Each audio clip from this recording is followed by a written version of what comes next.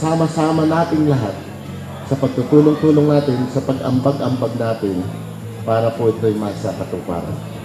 Kanya, ang gabi pong ito ay una, pasalamat po sa pagkakataon na pinagkaloob niyo sa amin na kami maging bahagi ng napaka mabuting pagtitipon ng mga pamilya upang ipahayag natin sa isa't isa yung pagtutulungan at pagmamahalan natin upang ipadama natin na ang susi talaga sa loob ng pamilya, sa labas ng pamilya ay yung pagmamahalan, pagtutulungan, pagkakaisa. Kami po ay kasama sa panalangin na higit na maging maunlad ang pamilya, magkaroon ng kapayapaan, pagtutulungan at pagmamahalan. Sa mga leaders po natin na dito ngayon, salamat po sa inyo lahat. Sa pangalan po ng aking mga kapamilya, kami po ay nagpapasalamat sa pagtitiwalang pinagkaloob po niyo sa akin. Panalangin ko po na sana ay ngayon at sa dating pa mga araw ay mapaglingkuran ko ang bawat isa at ako'y maging bahagi ng pamilya na nabibilangan ng bawat isa sa inyo. Muli po, salamat po sa lahat.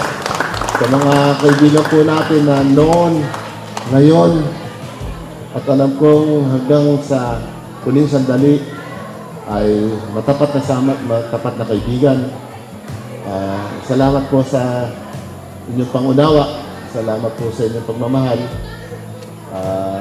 Sama-sama po tayong manalangin sa Diyos na sana ay yung mabuting balak natin sa loob ng ating pamilya, pangarap ng ating mga kabataan, at pangarap ng bawat isang pamilya para sa isang maunlad, nagkakasundo, nagmamahal ng pamilya, nagmamahal ng komunidad ay magpatuloy makapanaig dito sa lungsod ng Malolos, sa unang distrito, sa lalawigan ng Bulacan. Sa mga kapwa ko po, lingkod bayan, salamat po sa inyo. Nakakaasa po kayo na yung kakayanan at pagtitiwala na pinagkaloob niyo sa akin ay iaambag ko po doon sa malaking mga banaki na takbangan ninyo para maipagtagumpay po natin yung mabuti nating pangarap sa ating bayan, sa ating komunidad. Salamat po sa lahat. Salamat po sa dakilang Diyos. Patnubayan po niya tayo sa lahat ng oras, sa lahat ng pagkakataon.